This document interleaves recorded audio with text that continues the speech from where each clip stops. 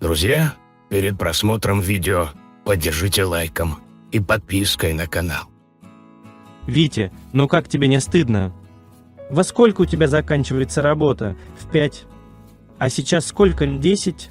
Приедет Светка и узнает, что ты тут по бабам шлялся. Она же разведется с тобой. Ты что, ее не знаешь? Еще неделю подождать? Прибывшая вчера Галина Петровна, моя любимая теща, отчитывала меня в кухне за столом, когда я, немного задержавшись после работы, слегка выпивший явился домой. Жена Светлана уже 2 недели как лечилась в санатории, и теща по ее просьбе приехала к нам на пару дней, чтобы немного привести в порядок домашнее хозяйство, которое действительно за это время без женской руки было основательно запущено. Я открыл кухонный шкафчик и вытянул свою заначку, полбутылки водки. Продолжается. Ну возьми хоть закусить что-нибудь. Витя, теща встала, подошла к холодильнику и, открыв его, нагнулась к нижней полке за тарелкой с котлетами. Ну если вы, Галина Петровна, можете в этом помочь, то я, наверное, буду приходить домой и вовремя, теща сразу не поняв смысла. Услышанного продолжала спокойно резать хлеб, но когда наконец до нее дошло, что ляпнул пьяный зять, вдруг замерла с ножом в руке, а по ее лицу пошли розовые пятна. «Витя, ты ничего не говорил, а я ничего не слышала». Она почему-то перешла на шепот и при этом старалась не смотреть мне в глаза. Ей было 42 года, расцвет женской привлекательности, а с этим у нее явно были проблемы, потому что женщина в ее возрасте не будет просто так краснеть, как девочка, при одном только упоминании. Стройная, моложавая, она, конечно, очень нуждалась сейчас в мужском внимании, а тесть, очевидно, совсем не справлялся со своими обязанностями. Что же, обычная история. Чтобы не нагнетать обстановку, я выпил еще 100 грамм, закусил холодной котлетой и встал из-за стола. Пойду лягу, наверное. В нашей однокомнатной квартире, кроме кровати, стоял еще и диван, так что кровать на время была предоставлена теще, а мне приходилось спать на нем напротив. Прикрыв глаза, я лежал и слушал, как Галина Петровна сначала гремела в ванной ведром, набирая в него воду, а потом шуршала тряпкой в кухне на полу. Через некоторое время все стихло, и вскоре она с ведром в руке зашла в комнату, чтобы помыть и здесь. Увидев ее, я прикрыл глаза и притворился спящим. Сначала тряпка елозила где-то в дальнем углу, потом стала приближаться все ближе и ближе. А когда звук оказался совсем рядом, я снова чуть приоткрыл веки и увидел перед собой двигающуюся, как в танце, тещу, согнутую чуть ли не пополам. Моя рука сама протянулась и погладила тещу. Галина Петровна дернулась и, поднявшись, прямо повернулась ко мне. Она посмотрела на меня каким-то умоляющим взглядом, в котором можно было прочесть: «Ну что ты делаешь? Я же сейчас не выдержу». И, легонько шлепнув по руке мокрой тряпкой, без единого слова отошла в сторону. Подхватив ведро и тряпку, теща щелкнула выключателем и вышла из комнаты в коридор. Существует много разных силовых полей: магнитное поле, электрическое поле. Но в этот момент я открыл еще один его вид – тещино поле, которое сейчас накрыло всю квартиру, и его напряженность просто зашкаливала за аварийную метку. Источник излучения находился где-то совсем недалеко, где-то в районе коридора и кухни. Среди ночи меня разбудил и заставил подняться с дивана мой мочевой пузырь. Покурив на кухне и глянув на часы, которые показывали 2 часа ночи, я загасил сигарету, выключил свет и вернулся в комнату, чтобы снова лечь спать. Но не доходя до своей постели, вдруг услышал шевеление и вздох возле противоположной стены, где спала теща. И тут же снова звук ворочающегося тела и опять вздох. Я, изменив направление, подошел к кровати и склонился над ней в полумраке, разглядывая лежащую женскую фигуру, которая вдруг начала отодвигаться от края, освобождая рядом с собой место для меня. Последнее, что я видел еще осознанно, это поднимающийся край одеяла. Мы с тещей оба инстинктивно и безошибочно нашли один одного, а дальше все уже происходило только по зову природы, без участия разума. «Витенька, иди к себе на диван». Это были единственные слова, сказанные вслух за всю ночь. Галина Петровна натянула на себя одеяло, укрывшись головой. После чего я без возражений поднялся с кровати, вернулся на диван и сразу заснул мертвецким сном. Проснувшись около 7 утра, я, поглядывая на противоположную сторону комнаты, где все так же, укрывшись с головой, продолжала спать или не спать, Галина Петровна, начал быстро собираться на работу. Потом весь день до 5 часов я переживал и думал, как приду домой, и что мы с тещей будем говорить друг другу, но, вернувшись с работы, в квартире ее уже не застал. На плите стояла еще горячая кастрюля моего любимого борща, а на столе большая, накрытая полотенцем тарелка пирогов. Через неделю вернулась из санатория посвежевшая жена, и жизнь пошла неделя за неделей своим чередом. Как-то спустя пару месяцев жена Света съездила к родителям на выходные в гости. А когда вернулась в воскресенье вечером, то, не успев поставить сумку, с порога выпалила: «Вить, а ты знаешь, что моя мать учудила, нет? Вместо внуков решила нянчить своего, она беременная. Ну, батя, ну молодец». Еще одна история из жизни. За свою жизнь я успела наделать столько ошибок и грязи, что уже и не счесть. Первый раз я вышла замуж в 18 лет. Муж меня любил, и я думала, что тоже его люблю. Но нет, оказалось, что не люблю. Я встретила свою любовь на 5-м году нашего брака и с головой ушла в роман с 36-летним женатым мужчиной. Мой любовник был просто мечтой. Он был красив собой, галантен, не беден и умел говорить, быть и нежным, и грубым, и ласковым, и жестким. В общем, был настоящим мужчиной, о которых мечтают все женщины. А мой муж был просто хорошим парнем, который не заслуживал всей той боли, что я ему нанесла. Конечно, муж обо всем узнал, и я ушла, после чего нас развели по моей инициативе. И вот я свободна и без ума от своего любимого, а он 3 года меня мурыжил обещаниями развода и нашей семейной жизнью, после чего бросил меня по телефону. Что со мной было, не передать словами. Я даже пыталась покончить с собой, но друзья и родные помогли. All right, everyone's presentations are done. Nick, the manager, said as he tried to move the discussion forward. Excuse me, I haven't.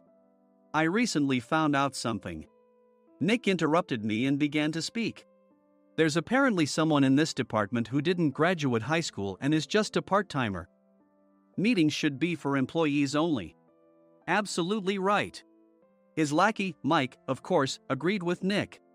I'm leaving. After leaving the meeting room, I started to shut down my computer. I noticed that an email had arrived, not in my personal inbox, but in the company's shared email.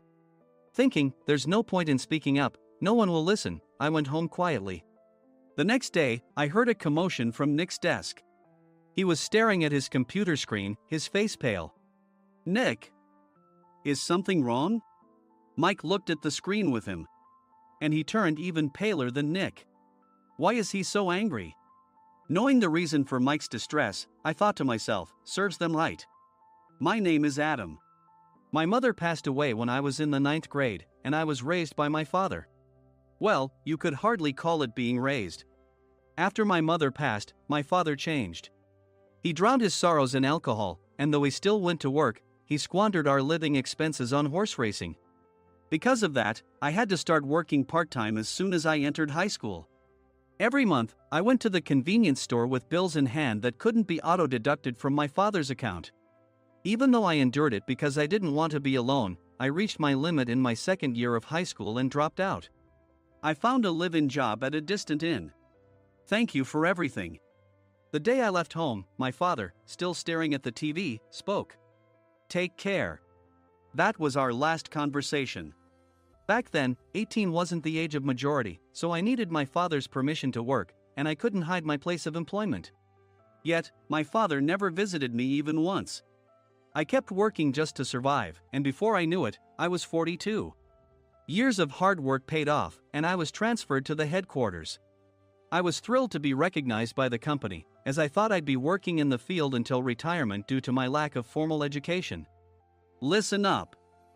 Our work can change the future of our employees. Don't drag us down. On my first day after the transfer, Nick, dressed in an expensive suit, spoke sternly. There was a reason for this. Our inn was located in a prominent tourist destination, known so well that everyone in the state could sing its commercial jingle. At its peak, we had 5 locations within the state. But that was long ago. Due to financial difficulties and aging facilities, only the place where I had worked for many years and the original establishment remained. I was prepared to lose my job anytime, but now there was a glimmer of hope.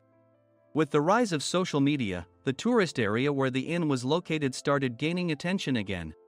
Depending on how hard the sales department, where I was transferred, worked, we could either thrive or be forced to give up this prime location to the new hotel chains continuously popping up. For Nick, who had switched careers from another industry to strengthen our sales, this was a battle he couldn't afford to lose. I understood why he had to be strict. I will do my best. Nick sneered at my enthusiastic declaration. Did you not hear what I said? I'm sorry. I thought I was listening carefully. Out of habit from years of customer service, I apologized reflexively, though I had no idea what had offended him. Someone was watching me with a smirk. In this department, there are those who are expected to excel and those who have been shoved here because they have nowhere else to go. You are the latter. It was Mike, the section chief. He's 7 years younger, at 35. But he was called to headquarters much earlier than I was and had been moving around within the headquarters ever since. I'm not jealous, but I can't accept that he's my boss. Graduating from a prestigious university, he has an unusually high pride and caused many problems as a newbie, making things very difficult for me when I was the front desk leader. When I found out Mike was transferred to the sales department a month before me, I was disheartened. Mike is right. With just a middle school diploma, there's not much you can do. Don't even think about achieving results. As if I didn't exist, Nick remarked, I'm thirsty. Mike eagerly ran to the coffee maker. It seems Mike is Nick's lackey. I regretted being happy about my transfer to headquarters, wishing I had stayed on site forever. Send a direct mail to every company on this list by the end of the day. Nick only assigned me tasks that even a new graduate could handle. What?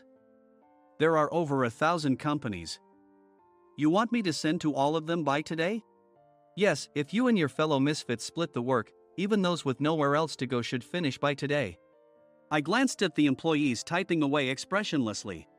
They were worn out from customer service, only thinking about leaving on time, or were women reassigned after having children, with zero motivation for work. Even Sam, a new graduate from the same university as Mike, who was supposed to be among the expected achievers, had no enthusiasm for the job, having joined the company wanting to do customer service. I don't care what they say, I plan to quit anytime, he said. Only Nick and Mike were highly motivated, making all the decisions between the two of them. I originally only wanted to work at the inn to survive and had no particular attachment to this job.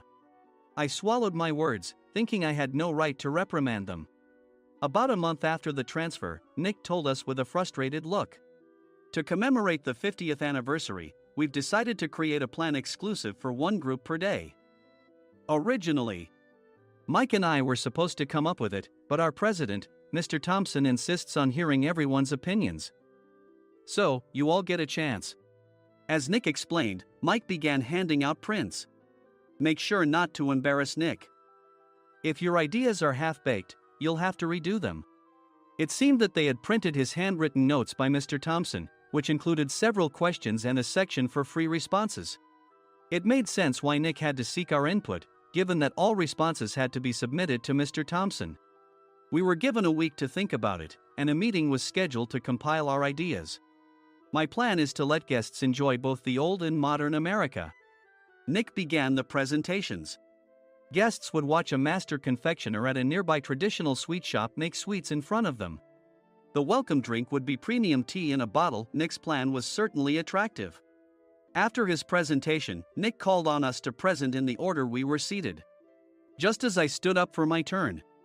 Alright, everyone's presentations are done. Excuse me, I haven't. I recently found out something. Nick interrupted me. There's someone in this department who didn't graduate high school and is just a part-timer. He was likely talking about me. I joined the company as a part-timer and was made a full-time employee when I turned 20. That was 20 years ago, so Nick and Mike probably had no chance to know until recently. Meetings should be for employees only. Absolutely right.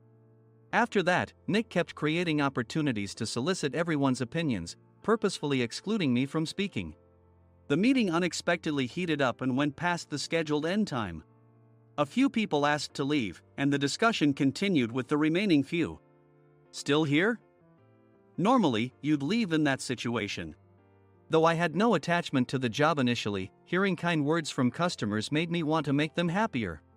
For someone like me, with nowhere to go, the inn was my home and customer service was my life.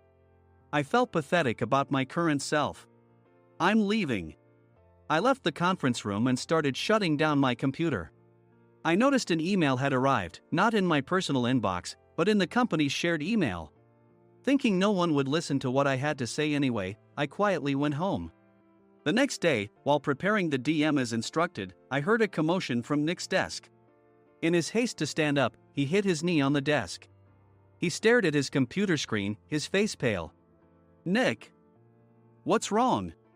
Mike, thinking he should be the first to rush over, approached Nick while still wearing his coat.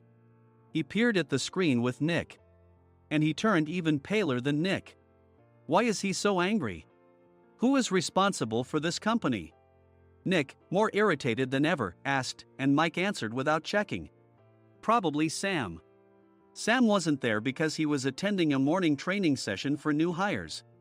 Nick gave up on getting angry and returned his gaze to the screen. They were looking at an email that arrived right after the end of the working day yesterday. Apparently, no one, including me, had checked it before leaving. The email was from a large company that used us for their annual employee trips. The president and executives of that company also frequently used our services personally. President of the company, Mr. Mason himself had declared that neither he nor his company would ever use our services again. Well, some companies cancel their employee trips or stop using our services due to financial struggles. Let's just move on. Mike kept wiping the sweat from his forehead with a handkerchief. Knowing why Mike was so agitated, I quietly watched their interaction. Do you know how much revenue we get from that company? We can find other guests to fill the rooms, but we'll lose the banquet costs, gift shop revenue, rental car fees, and more.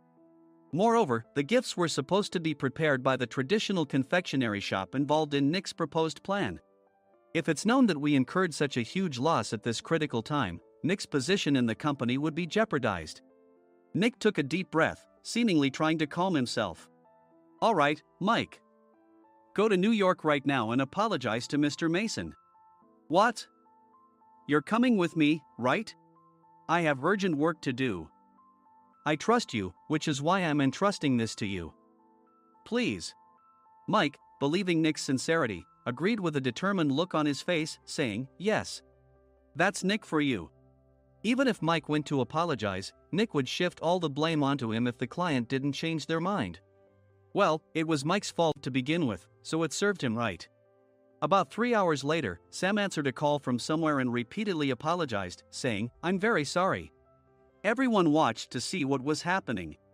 After ending the call, he informed Nick with a weary tone. When Mike arrived at the client's company, he only made things worse, further infuriating Mr. Mason. He was demanding, get his boss here immediately. It was no wonder Sam was exhausted, dealing with such a call right after returning from training. What is that idiot doing? All right, Adam, you're coming with me. If sacrificing Mike didn't work, then I must be next. Normally, I'd want to refuse at all costs, but I saw an opportunity in this situation. If I can be of assistance, I'd be happy to join you. I obediently followed Nick, and we flew to New York. When we introduced ourselves at the reception, it became clear how serious the situation was. As the receptionist personally escorted us to the president's office. Angry voices leaked through the door, making both Nick and me uneasy. "Excuse me. I'm Nick, the supervisor. I understand my subordinate has caused you trouble, and I deeply apologize." Nick, with his experience in the corporate world, knew enough to offer an apology before excuses. However, his customer service skills left much to be desired. I sighed as I saw Mike trembling like a small dog in the corner of the room. "What kind of training are you giving your subordinates?" Mr. Mason glared at Nick with a red face. The intensity of his gaze made even Nick take a step back. Regrettably, I joined this company only 2 years ago and was unaware of Mike's issues. I should have identified his shortcomings sooner. Indeed, I should have realized sooner. No sensible person would come to apologize and then give a lengthy presentation on the drawbacks of not using their in. Nick froze, his mouth slightly open. Suspecting the worst, I picked up the documents that had fallen to the floor. It seemed Mike hastily prepared these documents on the plane, listing the disadvantages. Disadvantage 1: if you change the venue for the company trip, employees might suspect it's for cost-cutting reasons, leading to a negative impression. Reading it aloud half-jokingly, Nick snatched the papers from my hand and checked the contents with a furious expression. Among the stack of documents was a receipt from a nearby convenience store's copy machine. I felt a pang of dread, hoping he hadn't shown the receipt as well. What do you think he said when I asked what kind of nerve he had to do this? I'm very sorry." Faced with the dire situation, Nick must have thought there was nothing left to do but apologize. In a voice smaller than I'd ever heard from him, he uttered words of apology. He said, "I'm a Harvard graduate. I don't believe I said anything wrong." "Mike, what have you done?" Forgetting his plan to pin the blame on Mike, Nick yelled loudly, even in front of Mr. Mason. "I didn't do anything wrong." "You're still saying that? Look at him." Mike pointed at me with a shaking hand. "I was assigned to headquarters in my 20s and now I'm a section chief. This guy only made it to headquarters at 42. Everything I've done proves I was right. So why are we losing the contract?" Having said his piece, Mike collapsed to the floor. "Of course. You were sent there because you had nowhere else to go." Mike never expected to hear such words from someone he looked down upon. He lunged at me, and Nick hurriedly stepped in to stop him. "Mr. Thompson told me Mike is a quick thinker, and to take good care of him." There's no way he was pushed aside. "Don't make things worse here. He didn't say quick thinker, he said only quick-witted, didn't he?" I don't remember that part. I recalled the many troubles Mike caused when he was a newbie. When Mike was on the front line, his pride was so high that he never apologized to customers. Customer service, especially in our job, doesn't work alone. It brings both good and bad situations. If the front staff or housekeepers made mistakes, or the cleaning company didn't properly clean a room, one had to apologize to the customers regardless of personal fault. Mike, in such situations, would never apologize, insisting he wasn't at fault. This often angered customers, and as the front desk leader, I frequently had to apologize on his behalf.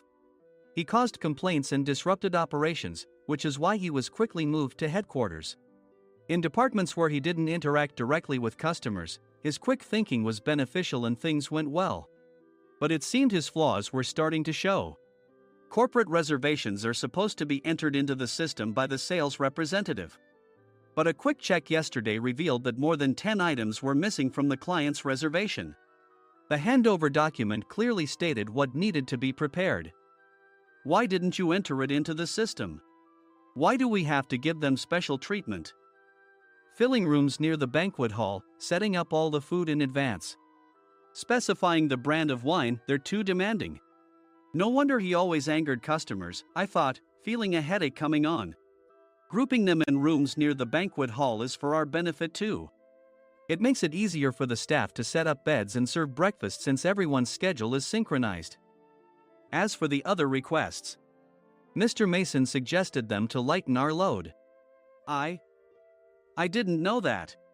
Nick finally seemed to realize that Mike was the one who had angered the client. What did you say to them? I just told them we wouldn't give them special treatment anymore. We shouldn't waste effort on things that don't bring in money. I was utterly exasperated at his lack of understanding of customer service. Of course, we shouldn't comply with unreasonable demands. But carrying over successful practices from past stays makes customers feel remembered and enhances their experience. Good memories encourage repeat visits. That's part of our job. I looked down at Mike, who was sitting on the floor. In our job, nothing is a waste. Mr. Thompson likely moved you to the sales department, hoping you'd finally understand this. How do you think he feels now that you've failed to meet his expectations? Mike, tears in his eyes, fled the president's office. I was amazed he still hadn't apologized. You have it tough, Adam. It's okay, we're all employees of the same company. I deeply apologize for this disrespectful incident. Especially after all the care you've shown us. If it weren't for you, Adam, I really would have stopped staying here. When I heard you were moving to the sales department, I was willing to reconsider if you handled it. Seeing us talk so amicably, Nick's face contorted. Do you two know each other? Adam's service is excellent. I always requested him specifically. Normally, we don't accept specific staff requests, but we made an exception for Mr. Mason, adjusting my shifts accordingly. He had personally stayed at our hotel just before my transfer, and during casual conversation, I mentioned, I'm moving to the sales department soon. If I hadn't told him then, things could have been much worse. Please continue to take care of us. I look forward to it. On the return flight, Nick awkwardly offered me a can of beer. It's still working hours. Of course, I had no intention of forgiving him for a single beer. Nick might try to pin everything on Mike and avoid any consequences. While pondering this, a startling fact came to light. Nick, the tea bottles for the plan have arrived. I handed Nick a bottle labeled with our inn's name. They look good. What are you talking about? These are plastic bottles. I had assumed we would use the trendy, high-end bottling tea. But what arrived were ordinary plastic bottles of tea with customized labels. The only unique aspect was the label, which had the inn's name, making it look customized. Upon further investigation, I discovered that a substantial amount of money was set to be paid to the tea company.